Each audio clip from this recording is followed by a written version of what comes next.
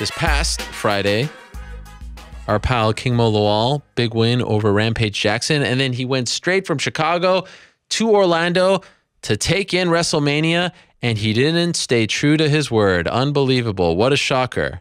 I could have called that one a mile away. He's joining us now on the phone. King Mo, are you there? Yeah, man, come on, man. What happened? Look, Goldberg gave me tickets. Man. I was in the suites. I had to go. Goldberg himself gave you a ticket? Like, yeah, he left the tickets for me, my boy Twan, Hartnett, and his brothers. Wow. So, and Bobby Lawal was there too, like, you know, with his son. So, you know, we had a good time, like, there, because we met some people there. You know, I saw Braun Strowman. I saw Kevin Owens sitting at the same place as with his family. Everybody was there. Everybody was there, man. You know, I saw Jim Duggan, Jake the Snake. I saw Eric, some of my former TNA coworkers, Bobby Roode, you know, EY. I saw them all. Wait, so did you leave Friday night or did you leave Saturday morning? I left Saturday morning. Wow, and then you went straight. And you know, I just stumbled upon your Instagram. And this is the funniest thing. I mean, the whole thing is just you posing like a fanboy with all these old wrestlers. Barry Windham, Akeem and Slick. Yeah. I mean, Billy Gunn. Which was the best one? Which one did you really mark out for? Oh man, Akeem and Slick. I want to see Bobby Eaton, but Akeem and Slick. And then Ron Simmons, my dog. You know, he's cool. Gilbert was cool. Oh yes, his number. I might be in there for some boxing matches this weekend. And Gilbert was like, hit me up. Marty Jannetty. Everybody was cool. Marty Jannetty was real cool. Where did you see all these guys? It was nice. At the WrestleCon, I had to do a signing there too, so I was there. But when I went there, I signed. But I was like, man, I need to get some pictures and meet some people and just you know, be a fanboy a little bit. You know what I'm saying? How many of these guys knew who you were? All of them did. Oh, that's amazing. That must be so cool. No, it actually it was, but at the same time, I was like, look, I'm a bigger fan. Like, with Edge and Christian, like, listen, Christian, you know what I'm saying, is super cool, man. He was talking MMA with me, like, like he knows MMA. You know, same thing as Shane Helms. That's my dog, Hurricane. I've been cool with him, you know. Some of these people I already knew, but I just wanted to take newer pictures with them, you know what I'm saying? So it was a good thing. Yeah, Christian was on this show a couple of weeks ago, and I was actually really impressed with his MMA knowledge. The guy knows his stuff. Yeah, they know their stuff for real. Damn, Akeem is big, huh? Yeah, he's big, but he's real cool. He's real cool. and then you went to the Ring of Honor show. Yeah. And did it show, man? Yeah, did it exceed your expectations? Yeah, well, no, because it's Ring of Honor. I was expecting good things from Ring of Honor, and it provided. I'm gonna be real with you, man. It's gonna sound bad, but WrestleMania was okay. Oh, here we go. The best. Okay. AJ Styles versus McMahon. Shane was a great match. That was the best match. But the biggest pop and the best thing after that, or along with that, was the Hardys. But the bad thing about the Hardys was that it wasn't the broken Hardys. It was just a normal Hardys. Right. Just to see them back and win the belt was great. But other than that, like you know, the rest of it was kind of like, you know, it was cool, but it wasn't like, you know, after WrestleMania, I went to go watch the Wrestle Circus, and that was the top show that I went to. Wrestle Circus, then it was Ring of Honor, the Supercard of Honor, and then it was WWE WrestleMania next. Wait a second. After the card on Sunday night, last night, you went to see another card? Yeah, I didn't get home till like get to the hotel till 4:30. Yeah, I went to go watch the Wrestle Circus. What is that? ACH was there, Leo Rush, Moose. Weren't you tired? Wasn't it like a 9-hour card? Ryan. Wasn't it like a really long WrestleMania? Yeah, but the Wrestle Circus got me hyped because, man, Joey Ryan was there, the king of sleeves. Okay. Joey Ryan was there. Wow. You know, Willie Mack was there. You know what I'm saying? Suicide. Man, it was off the chain, man. Because it was a smaller setting, and the venue, like, we were standing by the ring. So if people were doing like any type of, like, you know, high flying moves, we had to move out the way. People like, I got super kicked and I fell out of my feet. I was right there, man. It was crazy. It was crazy. okay, can you explain the whole broken thing for me? I mean, what is this? The broken Matt Hardy. I saw all these people. I didn't watch. I'll be honest. I'm not just being you last week here. I'm actually being honest. I did not watch. I didn't plan on watching. I just wasn't interested. But what's this broken Matt? Because of course I remember the Hardy Boys, all that stuff. What is broken Matt Hardy, and why wasn't he broken Matt Hardy this time? Well, broken Matt Hardy is a different character. Okay. It's broken Matt Hardy. He's like broken. He's like a different man. He's like Bray Wyatt. But then his brother Nero, and he's like broken. You know what I'm saying? And Jeff. They speak different. Yeah. But he goes up brother Nero. There's no more Jeff. It's brother Nero. Oh, really? And they speak different. They act different. You know, everything. It sounds like a broken like English type of. I don't know. It's a weird type of accent he speaks in. But the thing is, TNA was suing them for use of that character. So they couldn't use that character anymore. Ah. So they were the Broken Hardys when they faced the Young Bucks. But when they went to WWE, I'm pretty sure WWE was like, you know what? We don't want no part of this lawsuit. Just go back to the Hardys, and we'll handle it from there. Oh, I see. Okay, so now they're just going to be Jeff and Matt. One of those things. Yeah, I know. You marked out. You marked out hard when they came out, right? Yeah, because I was going to be the Broken Hardys. I was like, oh. So I started chanting delete. You know, I was chanting. Why do people say delete? What's the delete thing? Because that's what Broken Matt Hardy says. He'll delete you or he'll eat you. You know what I'm saying? And then you'll become obsolete. You know what I'm saying? Like it's just like it's weird stuff. But it's funny though. So the crowd was chanting delete. Of course I was too. I was like a little groupie, like a little 8-year-old girl. You know what I'm saying? I was screaming, and then I noticed that they weren't doing the delete chants, and I was like, "Hold on, what's this?" And then I heard the old Hardy music, and I was like, "Whatever, you know, they had to do something." But just, you know, I figured maybe they have no time to put together some new music for them. So I was excited to see them, and then once I realized it was the Hardys, I was like, "Okay, I'm glad to see them back," but I want the broken gimmick better. I like that better. I want that back. But hopefully it comes back. We'll see. How cool is it that JR is back? I thought he was just back for one match. Oh, no. Now they announced 2-year deal. Oh, that's great. You know, I'm happy for him, man. You know, he went through that tough period. Yeah. With his wife passing. But, you know, it's good to have him back, man, because he's a legend, man. When you think about – go ahead. No, go ahead. No, just he when you think about some of the best times in WWE, you hear his voice. Yep, absolutely. And, I think I'm glad he's back. How many Manias have you been to?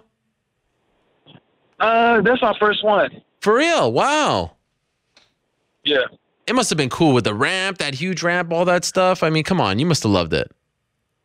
Well, the thing is, it was crazy because I was so distracted because I was in the VIP area, so I saw there are guys that wrestled and came up to where we're at. There got some NXT there. Wow. You know, Roger Strong. So we're I saw Jake. You know, saw Jake the Snake Roberts. I saw Jim Duggan. I saw Ted DiBiase. I saw everybody. You know what I'm saying? And it was cool. So I was distracted meeting people, and man, that was the main thing. But I feel like during WrestleMania weekend, I'll go there, but I won't participate. I won't go watch WrestleMania from now on. I don't Stop like it. What? Or something like that, but you're going back to this again? You loved it. Come on. No. The shows that go on during that week kill WrestleMania. Yeah. I'm dead serious.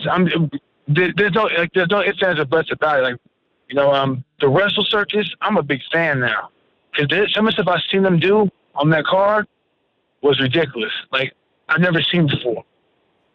I've often thought this. Don't you feel like MMA promotions should look at what happens WrestleMania weekend? You can't do it every weekend, but look at the Hall of Fame. Look how big of a deal that thing is. You know, everyone comes dressed up and they make it into a whole big deal and they sell out all these tickets. And then these other promotions, I feel like Invicta should always go where the UFC goes, or at least, once a year, and they've done it a couple times, and even Bellator, why not? If there's a big UFC, go that same weekend, or go that Friday or Thursday, get the media there, get the fans. Don't you feel like they should do that more in MMA? Well, the thing is, they would, but the thing is, the promotions in MMA are trying to bargain each other out. Here, with pro wrestling, so they're all all right, let's all make money, we're gonna make money, and then we're gonna pass it down. The rest is for y'all. So if you want me, come hustle too. and that's what they do. But MMA, it's like I'm making money. I like no one else making money. I'm gonna keep them from making money as well. Ah, so you think that they're not being inclusive? They're actually boxing out the smaller guys. Yeah, look at all the contracts. Look at what everything is. Contracts like Bellator, say Daniel and Luke Rock calls up to a Bellator card. Bellator would show them on a TV screen, but like UFC champion or MMA champion, Daniel Cormier, Luke Rockhold, UFC contender Khabib Nurmagomedov, or UFC champion Conor McGregor, whatever. But if you're a Bellator fighter, you go to UFC shows. Yeah. They don't mention you. They'll just like they'll try their best not to mention you. Even if you corner somebody, they'll try their best not to mention you because they want all the money. They don't recognize. They recognize the UFC. They don't really recognize MMA. Their brand is UFC. They don't care about MMA. That's all it is, and I understand because they're trying to get all the money. Didn't people used to say that about WWE? Has that changed? Well, I think people did say that, but I think that now that you have like Ring of Honor doing their thing, New Japan doing their thing, TNA's trying to do their thing now, and wrestlers coming back strong, that it's hard to do that because now if you look at all the top wrestlers, they're back in the WWE. They came from other organizations. Yeah. Or they left, got their name stronger again. Like the Hardys left in like 09, like 08, 09, and went everywhere. You know what I'm saying? And got their name strong. TNA went to Ring of Honor, came back. Same thing with you look at AJ Styles. He's a big name from TNA, Ring of Honor, New Japan.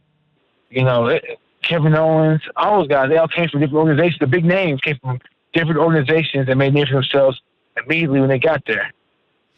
Are you sticking around for Raw? Isn't the Raw after Mania? Isn't that a big deal? It's probably a bunch of rematches. For real, this time I'm going home. Okay. Did you go to NXT? Nah. I missed it because remember, I think NXT was on Friday, I believe. Oh, was it? I thought it was Saturday night. Well, it's a Saturday night, so they compete against Ring of Honor, and there's no way they're getting my money with Ring of Honor. Wow, you're Ring of Honor number one, through and through. Yeah. Is that where you Ring of Honor number one?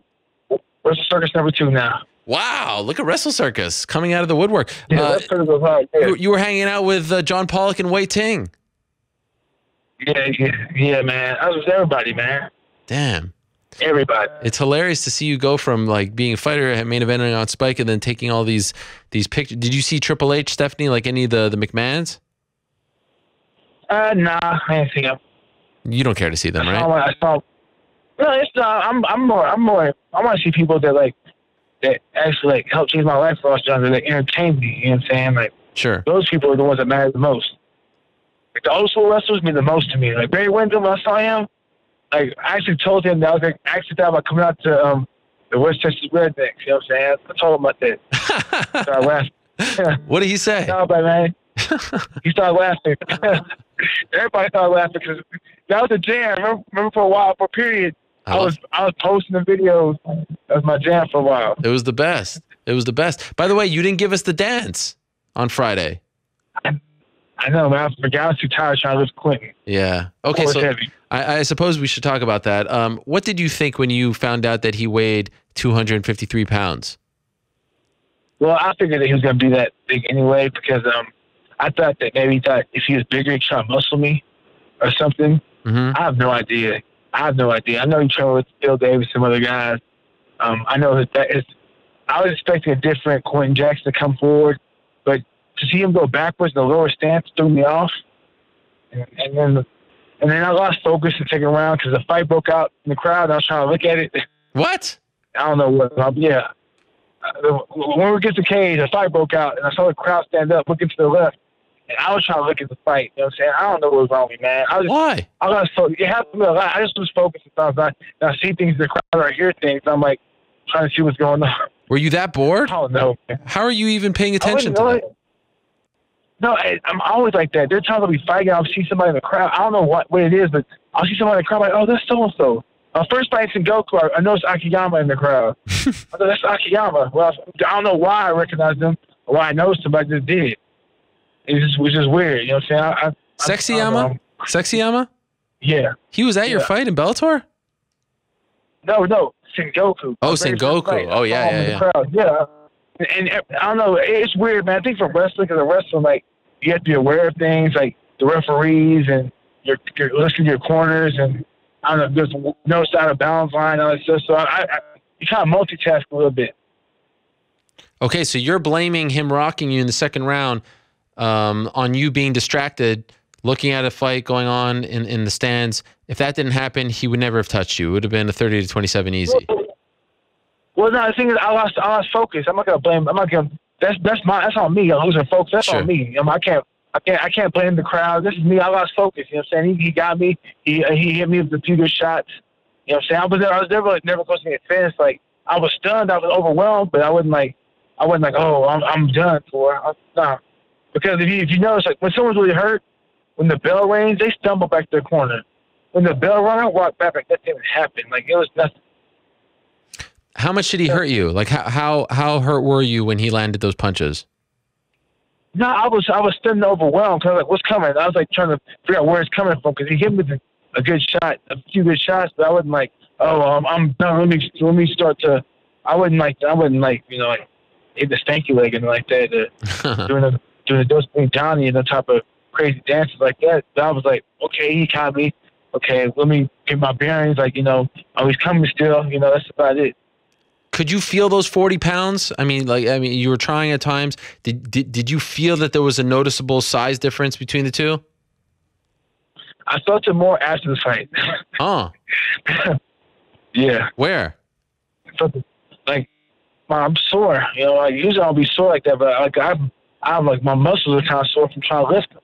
Wow. So I smother because you know I can gauge my range because I also used to all my sparring partners coming forward and me fighting, moving laterally, and me once I jam them. But this time, like I felt like I had to cover more ground because Quint was backing up, so I didn't want to jam him really too much because if I jammed, he can hit him with the uppercut or left hook. But, you know, it is awkward because he usually comes forward and he's more aggressive or he'll stalk you. But this time, he didn't stalk me one bit. Did you know that you won, though? Were you worried that it would be a controversial decision? I thought I won 2-1, but I was making sure that I won 2-1, right? 2-1 me. Yeah. And like, yeah, I was like, yeah, I'm cool. Would you like to see in his face? Yeah. You see in his face that he thought he lost, or, you know. Would you like to see Bellator have 5-round main events like the UFC? Oh, I'm cool with that. I even said, hey, man, if you want to go 5 rounds, let's do it. But the thing is, like, with Bellator, they're all about, you know, ratings, so they don't want to have like a 5-round fight that just, like, you know. Stinker. Because if it was a 5-round fight, yes, because it was a 5-round fight, the last 2 rounds, like, Quinn was gassed, I was gassing, but I think I had more to get. I recovered faster than he does. So I think the last 2 rounds could have been something even more intense because I was going to his body real well, and I was hurting him with body shots. He was reacting to him. The fact that he shot on me says something. It says our pressure was getting to him. Because, like, when do you ever see Quentin really shoot and go to his knees? So you felt gassed as well? No, I didn't feel like my cardio felt great, but my muscles started feeling fatigued. But in between rounds, like, I recovered fast, so I felt fresh in between rounds. Like, after the second round, I was like, okay, I recovered quick. You know what I'm saying? Actually, walking to the corner, I felt good. I recovered. I think that I could have went 2 or 3 more rounds, honestly, because I recovered well between the rounds. I noticed afterwards you guys were talking to each other, and I noted that it was a nice it was a nice change from, you know, after your first fight where it got a little heated. It seemed like it was kind of amicable. What were you guys saying to each other? What did he say to you, and what did you say to him? He said, you fought me like a man. You know, he said, you came, you threw punches, you mixed it up. It's cool. And I said, I told him, like, because you know how he did an interview saying that my biggest regret's getting MMA. He said that. Yeah. But then when he broke it down, he said, like, you know, it's not my biggest regret was getting into MMA. It's like my biggest regret in MMA is not, like, spending time with my family, because when I got into MMA, I didn't have a chance to see my family, my sister grow and all that. And I missed out on a lot of key moments in my life. And I was like, man, I can relate to that because, man, I got a 17-year-old brother. You know, I got family members, you know what I'm saying, that I don't even spend time with, because I'm always busy training or preparing for something. So I understood where he came from. I said, hey, man, that what you said was real. Oh. So I had to give him props to what he said. So that's about it. Wow. So it kind of ended on a good note. Yeah, but I still fight him again if the opportunity presented itself. Did you know that they were going to bring in Bader? Did you know that was on the table? I had no idea, man, because I saw a face-off with Renz Larkin and Lima, and then I saw that one dude from Chicago or California, Conor McGregor's training partner, and I was like, man, and then when Jimmy said, well, we have somebody, I was like, bring him out. Because it just made sense. Me versus Bader, it just made sense. I was like, where's Bader at? I'll fight him. What about, you've been fighting a lot lately. Did you want to take a break? I mean, this is not the quickest turnaround, but it's still, you fight 3 rounds and then you have to come back and you're going to fight again, MSG. Would you have rather them wait just to see how you're feeling a little more? I mean, you go to the back, get checked out, things like that? I don't know. Like I said, my goal is to fight. If I can fight 4 to 5 times a year, that's great for me. Okay. Because I like to stay fit. It's a job to fight. The more you fight, the more you get paid. Sure. And the more wins you get, the better. You only get better through competition, is how I see it. So the more you compete, the better you get. And I like competing. How do you feel about not being on the pay-per-view and being on the Spike portion of the card? Oh, whatever. I'll be on. I'd fight. If it's on the internet, I'd fight. I don't care as long as my paycheck don't change. And as long as I'm fighting, I don't care. People ain't gotta watch. I fight in a dark room with one person watching. It don't matter to me as long as my paycheck's the same. And is the winner of this fight guaranteed a title shot? Have they told you that? No, I don't know. Once I beat him, I wouldn't mind fighting the winner of Matt Mitrione. Oh. And Fedor, and then after that, I'd love to fight Phil Davis after that. Wow. So you don't want a Phil Davis rematch. You'd rather go up. Oh, yeah, I get the Phil Davis rematch, but I want Fedor first, because the thing is, what I don't want to do is fight Phil first, and all of a sudden someone else gets the Fedor fight, because Fedor has 2 or 3 fight contracts. So I'm trying to make sure I get in there to fight him. Phil ain't going nowhere. Right. I feel you. You didn't have to cut any weight for this, right? I mean, this must have been really like a walk in the park for you this fight week. Bro, I weighed 209 going to the cage. I lost 3 pounds to weigh in somehow. Wow. That is amazing. I have no idea. Yeah, it's crazy. I don't know how. I guess probably because I work out every day, fight week. And I did mitts, grappling, wrestling. I did it all, but good sweats. But maybe I just did a little too much or went too hard. And going to the venue, I ate down to the gallon of water, ate a few times that day. They said, Mo, step on the scale because we want to do studies or want to do some research type thing. Oh. And I stepped on the scale at 209. And I was like, 209? And the dude was like, oh, you lost 3 pounds. And I'm like, yeah, I guess I did. And Quentin, I don't know what Quentin weighed. Quentin could probably weigh 260 or 255. I have no idea what he weighed. But I know he was heavy. He was big. Wouldn't you like, I know you're a boxing guy, wouldn't you like if when they, did the broadcast, they say what you weighed in at and then what you weigh on the night of the fight? Don't you think that's interesting? I think it is. They should do that more. I would mind. I wish they do that, and I wish they also put in those sensors, those punch sensors to see how hard you're actually hitting. Yeah, that would be cool. I think that'd be great. Yeah, because I think that you get more of an insight of how hard someone got hit, how hard someone can really throw. You know what I'm saying? All that stuff. You get more of an insight of what damage is really being done. What do you think Rampage should do? Like, we were talking about this earlier. It's not like he's getting knocked out and, like he's unconscious and stuff like that. I mean, he's still kind of hanging in these fights. And, he had the winning streak prior to your fight. But it feels like he doesn't have his heart in it. Like, he doesn't care as much. Do you think that he should stop fighting? What do you think he should do? Well, I really think that maybe we should bring in Tony McKee. I think that, look, I'm going to be real. I knew I had the fight in the bag. I knew it was definitely a done deal once I saw Antonio McKee in this corner. I think he needs to get back to Antonio McKee because Antonio McKee finds a way to get him in shape, finds a way to get him motivated. Granted, he might not like it, but Antonio McKee, he's like a hidden secret in the MMA game. All his fighters come in tip-top shape. He has a decent game plan. Like, I'm 0-2 versus him. Huh. You know what I'm saying? Really, I should be 1-1 against him, you know what I'm saying? But actually, I should be 2-1 because when you corner Quentin, the first time he was in his corner, but somehow, and then Amal Newton, the second fight, I thought I won that. So I should be 2-1 versus him, but for some reason, I'm 0-3 versus that man. Wow. There's something. Wow. You just put out the like Ryan Bader should now. I mean, you just put it out. Why would you tell your opponents that? It doesn't matter, you know what I'm saying? Because I'm always evolving, and you know, McKee he's good, but you know, I'm getting smarter too. Sure. By the way, when you were at Mania with Robbie Lawler, did you ask him about ATT? Nah, because he was busy talking about John Cena. You know, he's a closet John Cena fan. What? All he was talking about John Cena. Yes, that's all he was talking about John Cena. I would never have guessed that. Dead serious. Was he doing the "You Can't See Me," wearing all the stuff, all that? Yeah, he said for his next fight, if he gets a knockout, he'll do "You Can't See Me." Get out of here! I don't believe. I'm dead serious. I'm dead. No, ask him. I'm dead serious. His son was too.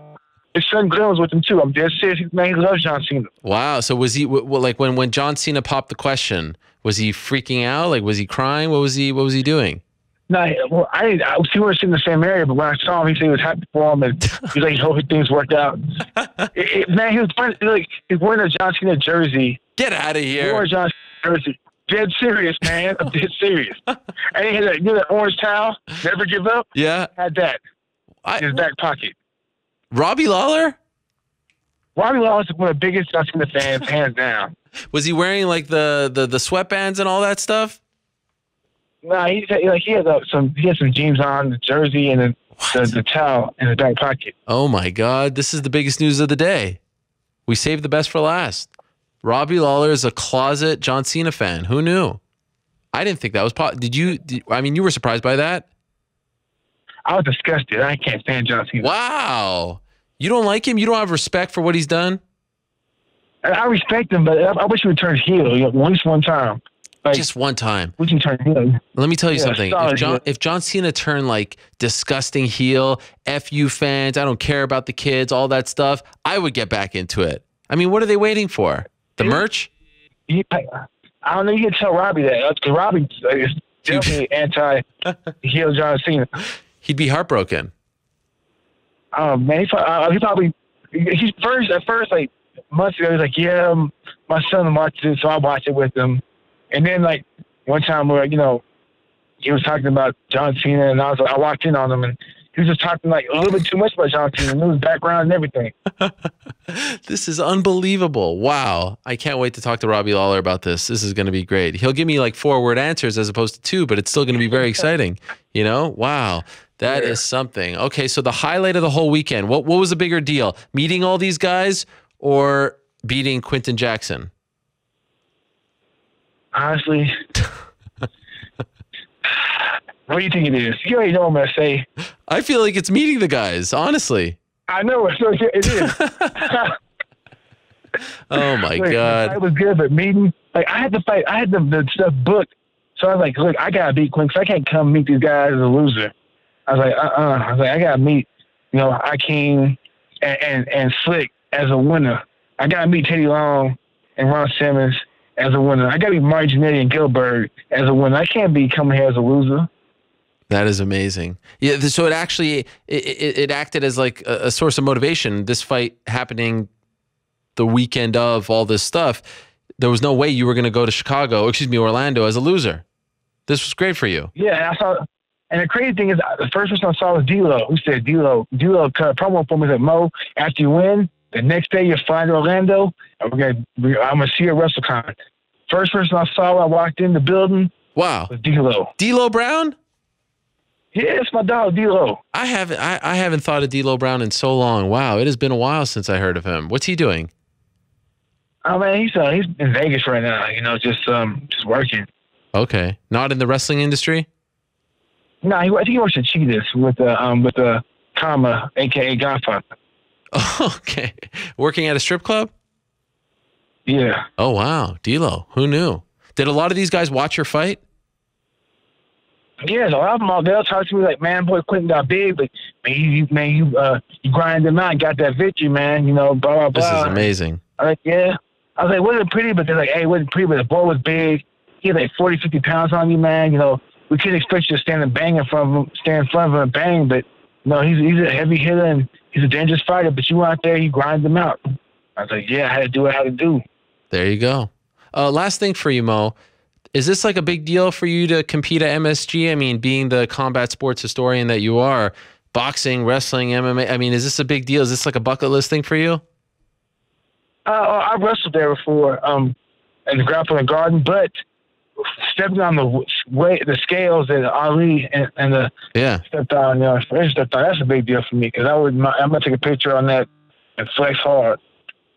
Flex hard. I know I asked you this last week, by the way, but like, can you? I love your breakdowns. What's the path to victory for DC? Is it the same thing as the first fight? Like just kind of, weather the storm and then he's got it? What do you think? I think he should put the pressure on him, keep him smother him. Don't let him fight at range. Fight him at mid-range or in close range, smother him, wear on him, use your feints, keep him on balance, keep him guessing. Hit him some few shots. When he covers up, take him down. And then submit him. First round? No, I think second, because Rumble fights with such strong energy and he's so aggressive first round. Wait till second round to where he's relaxed more and not as aggressive. Okay. What about Weidman and Mousasi? What do you got? Man, let me tell you something. I always thought Mousasi was a dangerous striker. I don't know how Weidman bounces back from. It depends on how Weidman bounces back from the Romero fight. If he can bounce back probably from the Romero fight, he can win. But if Mousasi comes, Mousasi is a momentum fighter. So if Mousasi gets the momentum going, he's gonna win. Oh wow! So you're going with Mousasi? I'm not going with either one. I'm just telling you how they both can win. All right. Well, who are you going with? Who's your pick? Man, I'm gonna go with the American wrestler. I think you too. The American wrestler. All right. I'm going with I'm going with Weidman because I like Weidman, man. All right, fair enough. King Mo, we appreciate it. Great stuff. Congratulations on the big win. And I'm happy you came to your senses and went to your first WrestleMania. It warmed my heart. The pictures did as well. Always good to catch up with you, and we'll see you in New York. All right, man. I see you, man. All right, there he is. Mohammed Lawal. How about that? No one could break it down better than him. He's one of the smartest guys in the game. Really is. Loves breakdowns, honest. Great stuff, as always, from King Mo.